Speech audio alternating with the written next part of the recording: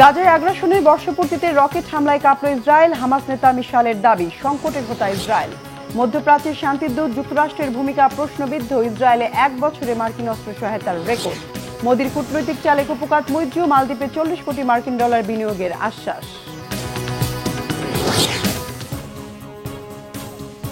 আসসালামু আলাইকুম, দেখছিলেন বাংলাভিশন ওয়ার্ল্ড নিউজ হেডলাইন। ফিলিস্তিনের গাজায় ইসরায়েলি বর্বর হামলার 1 বছর আজ। এই 1 বছরে প্রায় 42,000 ফিলিস্তিনিকে হত্যা করেছে নেতানিয়াহু বাহিনী, ধ্বংস করেছে অসংখ্য বাড়িঘর। বাস্তুচ্যুত হয়ে লাখো ফিলিস্তিনির ঠিকানা হয়েছে রাস্তা আর আশ্রয় শিবিরগুলোতে। গেল বছর 7 অক্টোবর ইসরায়েলে হামলা চালায় ফিলিস্তিনের স্বাধীনতা সংগঠন হামাস। এরপরই হামাসের বিরুদ্ধে পাল্টা হামলা শুরু করে ইসরায়েলি বাহিনী। হামাস সদস্যদের পাশাপাশি এতে হত্যার শিকার হতে থাকে হাজার হাজার নিরীহ ফিলিস্তিনি। গাজার উপর সম্পূর্ণ অবরোধ জারি করে নেতানিয়াহুর প্রশাসন। বিদ্যুৎ, পানি, খাবার সরবরাহ বন্ধ করে দেয়। 1 বছরের ভয়াবহ হামলায় গাজায় প্রাণ হারানো 42,000-এর মধ্যে 16,000-এর বেশি শিশু, নিখোঁজ হয়েছেন 10,000-এর বেশি মানুষ। ধ্বংস হয়ে গেছে গাজার 60% অবকাঠামো। উপত্যকার 68% সড়ক নষ্ট হয়ে গেছে। 36টি হাসপাতালের মধ্যে ইতোমধ্যেই বন্ধ হয়ে গেছে 19টি। যে কটা আছে চলছে কোনো রকম। গাজার মোট বাসিন্দার 90% বা 19 লাখ মানুষ বাস্তুচ্যুত হয়েছে। পশ্চিমাদের সহযোগিতায় এখনো হামলা অব্যাহত রেখেছে নেতানিয়াহু বাহিনী। এদিকে ইসরায়েলে হামলার জেরে গাজা আগ্রাসনের 1 বছরে বর্বরতার চরম সীমা পার হয়েছে অনেক আগেই। বিশ্ব সম্প্রদায়ের আকুল আবেদন পায় পিছে ইসরায়েলের নগ্ন অগ্রযাত্রা না থামলেও তাদের দম্ভ চূর্ণ হয়েছে বলে মনে করছেন বিশ্লেষকরা। পূর্ব ধারণা ভুল প্রমাণ করে দীর্ঘায়িত এই অভিযানে মধ্যপ্রাচ্য সংকটের মূল হোতা হিসেবে ইসরায়েলের মুখোশ উন্মোচন হয়েছে বলে দাবি করেছেন ফিলিস্তিনের স্বাধীনতাকামী হামাসের শীর্ষ নেতা খালেদ মিশাল। বিস্তারিত মেহরাব হোসাইন খানের ডেস্ক রিপোর্টে। যতটা সহজ মনে হয়েছিল ততটা হয়নি। ভেঙেছে ইসরায়েলের প্রধানমন্ত্রী বেনিয়ামিন নেতানিয়াহুর দৃঢ় আত্মবিশ্বাস। করতে হয়েছে সমঝোতা, পূরণ হয়নি গাজা আর পশ্চিম তীরে আধিপত্য বিস্তারের খায়েশ। ফিলিস্তিনের স্বাধীনতাকামী সংগঠন হামাসের অস্তিত্ব স্বল্প সময়ের মধ্যে নির্মূল তো দূরের কথা, তাদের ইস্পাত কঠিন প্রত্যয়ের কাছে প্রতিনিয়ত চমকিত হচ্ছে দখলদার সেনারা। গাজার আগুন লেবাননে ছড়িয়ে হিজবুল্লাহ দমনের কৌশলে নেতানিয়াহুর জনপ্রিয়তা হাসিলের ইচ্ছাও মাঠে মারা যাচ্ছে। সেখানেও মার খাচ্ছে, নিহত হচ্ছে ইসরায়েলি সেনারা। মধ্যপ্রাচ্যের ইতিহাসের মোড় ঘুরিয়ে দেয়া ঘটনাবহুল 7 অক্টোবরের প্রথম বার্ষিকীতে বিশেষ সাক্ষাৎকার দিয়েছেন কাতারে নির্বাসিত হামাস শীর্ষ নেতা খালেদ মিশাল। বলেছেন, মধ্যপ্রাচ্য সংকট সমাধানের পথে মূল বাধা যে ইসরায়েল, তা এখন অনুভব করছে বিশ্ববাসী। 7 অক্টোবরের সংঘাত সবাইকে মধ্যপ্রাচ্য সংকট বাস্তবতার মুখোমুখি দাঁড় করিয়েছে। এই সংকটের মূল ভিত্তি হচ্ছে দখলদারিত্ব। ইসরায়েল আমাদের শত্রু এবং এই অঞ্চলের অনাকাঙ্ক্ষিত অংশ। তাদের অবশ্যই আমাদের ভূখণ্ড ছাড়তে হবে। ইসরায়েলের বেপরোয়া বর্বরতা থামানোর প্রশ্নে মার্কিন প্রশাসন, বিশেষ করে মার্কিন প্রেসিডেন্ট জো বাইডেনের অসহায় আত্মসমর্পণের সমালোচনা করেছেন খালেদ মিশাল। গাজার পর লেবাননে আগ্রাসনকে ইরানের সাথে ইসরায়েলের যুদ্ধ প্রস্তুতি হিসেবে দেখছেন শীর্ষস্থানীয় এই হামাস নেতা। বিশ্ব আজ উপলব্ধি করছে ইসরায়েলি নেতৃত্ব, বিশেষ করে নেতানিয়াহু, লেবানন ও হিজবুল্লাহর সাথে যে যুদ্ধ করছে তা ইরানের পারমাণবিক প্রকল্পে হামলার প্রস্তুতির অংশ।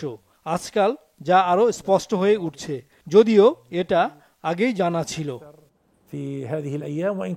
গত 7 অক্টোবর ইসরায়েলে হামাসের সাঁড়াশি অভিযানকে যৌক্তিক উল্লেখ করে যুগ যুগ ধরে ফিলিস্তিনিদের ওপর চলা হত্যা, নির্যাতন, দখলদারিত্ব আর আগ্রাসনের তথ্য তুলে ধরেছেন খালেদ মিশাল।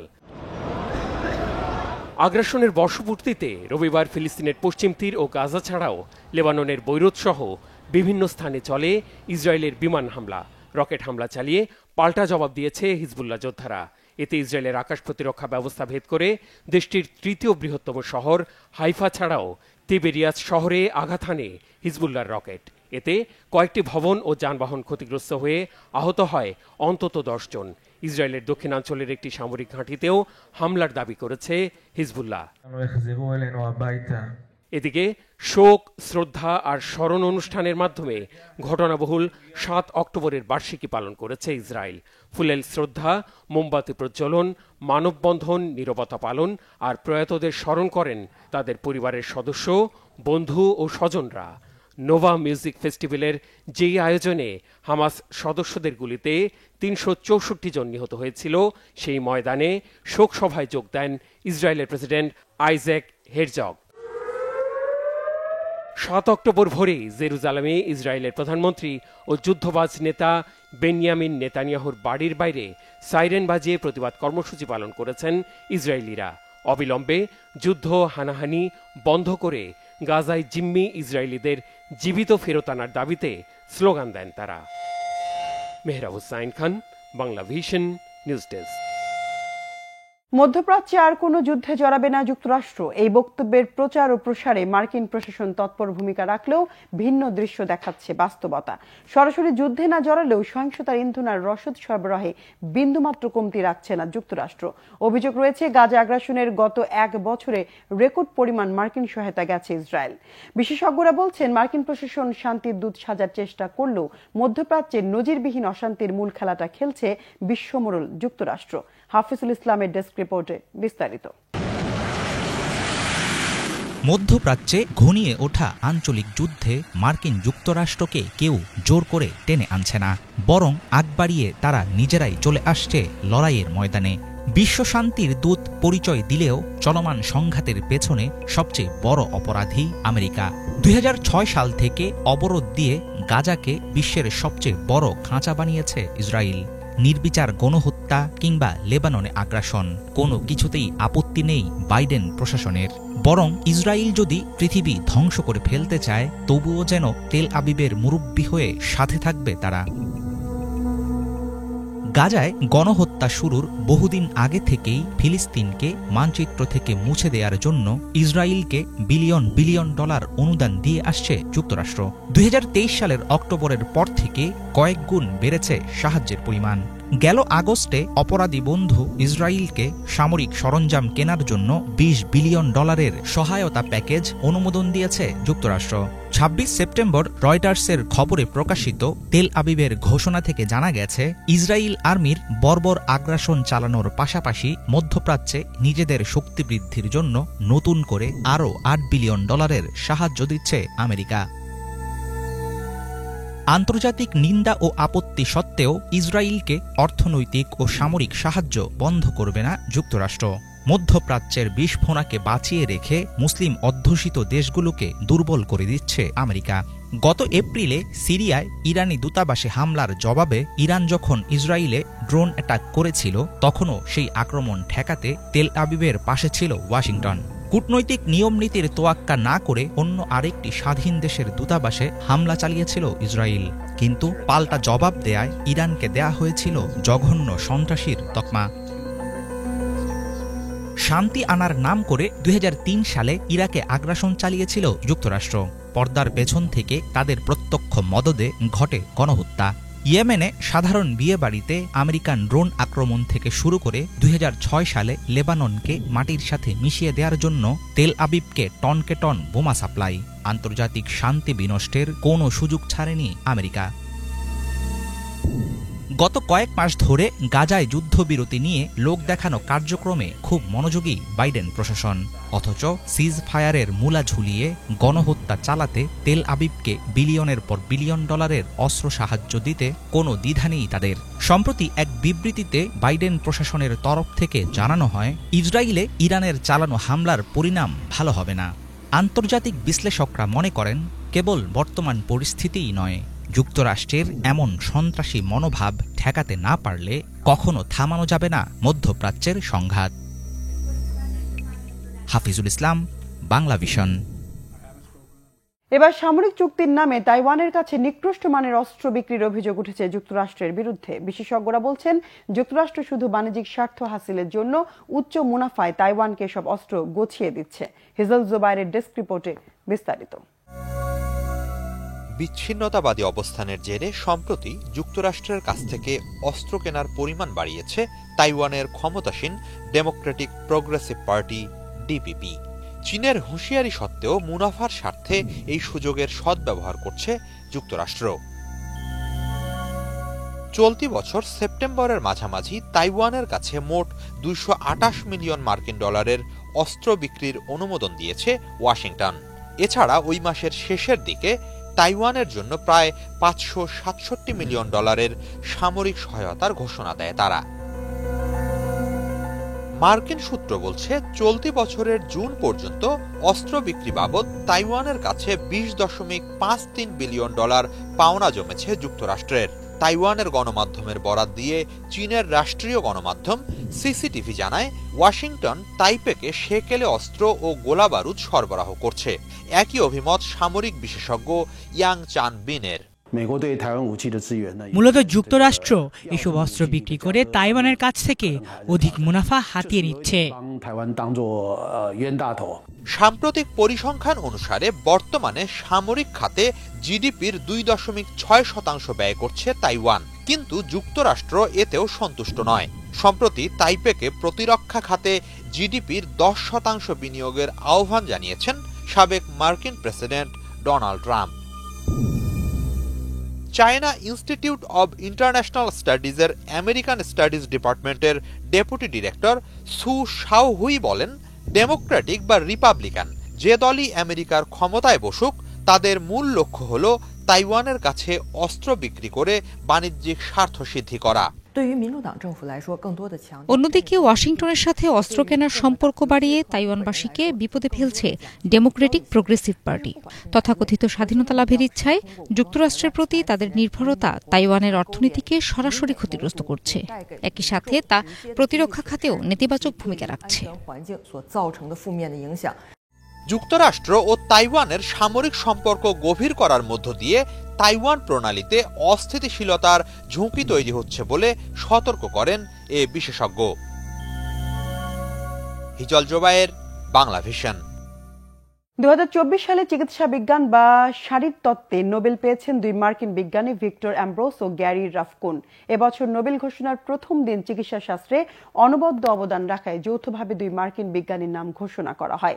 মাইক্রো আরএনএ আবিষ্কার ও ট্রান্সক্রিপশন পরবর্তী জিন নিয়ন্ত্রণে এর ভূমিকা নিয়ে গবেষণায় অবদান রেখেছেন তারা। বহুকোষী প্রাণীর দেহে কিভাবে জিন নিয়ন্ত্রণ হয় সে বিষয়ে ধারণার বদলে দিয়েছেন তাদের গবেষণা। ভিক্টর অ্যামব্রোস 1953 সালে যুক্তরাষ্ট্রের নিউ হ্যাম্পশায়ারে জন্মগ্রহণ করেন। তিনি 1979 সালে ম্যাসাচুসেটস ইনস্টিটিউট থেকে পিএইচডি ডিগ্রি অর্জন করেন। বর্তমানে তিনি ম্যাসাচুসেটস মেডিকেল স্কুল বিশ্ববিদ্যালয়ের ন্যাচারাল সায়েন্সের প্রফেসর হিসেবে কাজ করছেন। আর 1952 সালে যুক্তরাষ্ট্রের ক্যালিফোর্নিয়ায় জন্মগ্রহণ করা গ্যারি রাফকুন 1982 সালে হার্ভার্ড বিশ্ববিদ্যালয় থেকে পিএইচডি করেন। 1985 সালে ম্যাসাচুসেটস জেনারেল হাসপাতাল এবং হার্ভার্ড মেডিকেল স্কুলের প্রধান গবেষক হন। বর্তমানে সেখানে জেনেটিক্সের প্রফেসর হিসেবে কাজ করছেন তিনি। এবার 40 কোটি মার্কিন ডলারের সমপরিমাণ অর্থ বিনিয়োগে মালদ্বীপের প্রেসিডেন্ট মোহাম্মদ মুইজ্জুকে হাত করলেন ভারতের প্রধানমন্ত্রী নরেন্দ্র মোদী। মুইজ্জুর ভারত সফরের মধ্য দিয়ে মিটমাটের পথে যাত্রা করল দীর্ঘ 1 বছরের কূটনৈতিক বিরোধ। ভারত সফরের দ্বিতীয় দিন সোমবার সকালে নয়াদিল্লির রাজঘাটে মহাত্মা গান্ধীর সমাধিতে শ্রদ্ধা নিবেদন করেন মালদ্বীপের প্রেসিডেন্ট মুইজ্জু। এরপর এককালে তীব্র ভারত বিদ্বেষী মুইজ্জুকে রাষ্ট্রপতি ভবনে লাল গালিচা সংবর্ধনা দেয়া হয়। রাষ্ট্রপতি দ্রৌপদী মুর্মু ছাড়াও সেখানে উপস্থিত ছিলেন প্রধানমন্ত্রী মোদী। পরে মুইজ্জুর বৈঠক হয়েছে ভারতের প্রধানমন্ত্রী মোদী আর পররাষ্ট্রমন্ত্রী এস জয়শঙ্করের সাথে। মোদীর সাথে যৌথ সংবাদ সম্মেলনে ভারতকে মালদ্বীপের বন্ধু বলেছেন মুইজ্জু। চীনের বন্ধু হিসেবে পরিচিত এই নেতা আরো বলেন, কোনো কাজে ভারতের যেন ক্ষতি না হয় সেই বিষয়ে মাথায় রেখে চলে মালদ্বীপ। মোদীও আশ্বস্ত করেন আগের মতো ভবিষ্যতেও মালদ্বীপের পাশে থাকবে ভারত। সেই সাথে বিভিন্ন প্রকল্পে একে অপরকে সহায়তা দেবে দুই দেশ। ভারত সফর শেষে মুইজ্জু মালদ্বীপ ফিরে যাবেন আগামী 10 অক্টোবর। পাকিস্তানের করাচির জিন্না আন্তর্জাতিক বিমানবন্দরের কাছে ভয়াবহ বিস্ফোরণে 2 চীনা নাগরিক সহ 3 জন নিহত হয়েছেন। আহত হয়েছেন অন্তত 11 জন। হামলাকারীদের চরম শিক্ষা দেয়া হবে বলে আশ্বস্ত করে বিবৃতি দিয়েছে পাকিস্তানের পররাষ্ট্র মন্ত্রণালয়। রবিবার স্থানীয় সময় রাত 11টার দিকে বিস্ফোরণে কেঁপে ওঠে বিমানবন্দরের আশপাশের এলাকা। একটি তেলের ট্যাঙ্কার লক্ষ্য করে হামলা চালানো হয়। বিস্ফোরণ কমপক্ষে 7টি গাড়ি পুড়ে গেছে। পাকিস্তানের স্বরাষ্ট্রমন্ত্রী জিয়াউল হাসান জানিয়েছেন, বিদেশিদের লক্ষ্য করে হামলাটি চালানো হয়েছে। বিচ্ছিন্নতাবাদী বেলুচিস্তান লিবারেশন আর্মি হামলার দায় স্বীকারও করেছে। এক বিবৃতিতে সংগঠনটি বলেছে, করাচি বিমানবন্দর থেকে আসা চীনা প্রকৌশলী ও বিনিয়োগকারীদের উচ্চ পর্যায়ের দল তাদের লক্ষ্যবস্তু ছিল। আহতদের বিভিন্ন হাসপাতালে চিকিৎসা দেওয়া হচ্ছে। এই হামলার করা তীব্র নিন্দা জানিয়ে যথাযথ ব্যবস্থা গ্রহণের দাবি বিবৃতি দিয়েছে চীনের পররাষ্ট্র মন্ত্রণালয়। 3,30,000 কোটি মার্কিন ডলার ছাড়ল চীনের বৈদেশিক মুদ্রা রিজার্ভ। শুধু সেপ্টেম্বরে রিজার্ভ 2,800 কোটি ডলার ছাড়িয়ে গেছে বলে জানিয়েছে চীনের ফরেন এক্সচেঞ্জ বিভাগ। ডলারের বিপরীতে চীনা মুদ্রার দাম বাড়ানোর সহ বেশ কিছু প্রভাবকের কারণে প্রত্যাশার চেয়ে রিজার্ভ বেড়েছে বলে মনে করছেন অর্থনীতিবিদরা। হিজল জুবাইরের ডেস্ক রিপোর্টে বিস্তারিত। যুদ্ধ সংঘাত সহ বিশ্বব্যাপী নানা অস্থিতিশীলতার পরও নিজেদের অর্থনৈতিক সমৃদ্ধি ধরে রাখতে সক্ষম হয়েছে চীন। বর্তমানে দেশটির হাতে 3.3 ট্রিলিয়ন ডলারের বেশি বৈদেশিক মুদ্রার রিজার্ভ আছে বলে জানিয়েছে কর্তৃপক্ষ। সোমবার প্রকাশিত এক প্রতিবেদনে চীনের foreign exchange state administration safe জানায় 30 সেপ্টেম্বর পর্যন্ত চীনের রিজার্ভ বেড়ে দাঁড়িয়েছে 3.3164 ট্রিলিয়ন মার্কিন ডলার। আগস্টের তুলনায় সেপ্টেম্বরে রিজার্ভ বেড়েছে 0.86%, যার পরিমাণ 28.2 বিলিয়ন ডলার। অর্থনীতি বিশেষজ্ঞরা বলছেন এই রিজার্ভ বৃদ্ধির পরিমাণ প্রত্যাশার চেয়েও বেশি। তারা জানান সেপ্টেম্বরে ডলারের বিপরীতে চীনা মুদ্রা ইয়ানের দাম বেড়েছে 1.1%। একই সাথে গত মাসে ডলারের মূল্য প্রায় 1% হ্রাস পেয়েছে। চীনের রিজার্ভ প্রত্যাশার চেয়েও বেশি হওয়ার পেছনে এটি একটি বড় প্রভাবক হিসেবে কাজ করেছে। এছাড়া চীনের আর্থিক নীতি, অ্যাসেটের মূল্য ওঠানামা ও মানি এক্সচেঞ্জে মুদ্রার মূল্য হেরফেরও এতে অন্যতম প্রভাবক হিসেবে ভূমিকা রেখেছে।